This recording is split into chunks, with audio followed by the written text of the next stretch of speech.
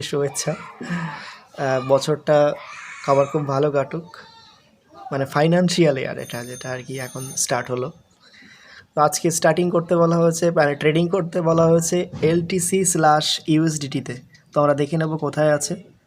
তো LTC/USDT দেখো অনেকটাই যে দেখতে ফেসবুকের মতন লেখা রয়েছে অনেকটা, তো এইটাই হচ্ছে সেই LTC/USDT।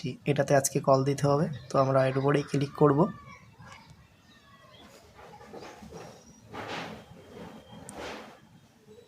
এবার কল অপশানে ক্লিক করব, কল অপশানে ক্লিক করব।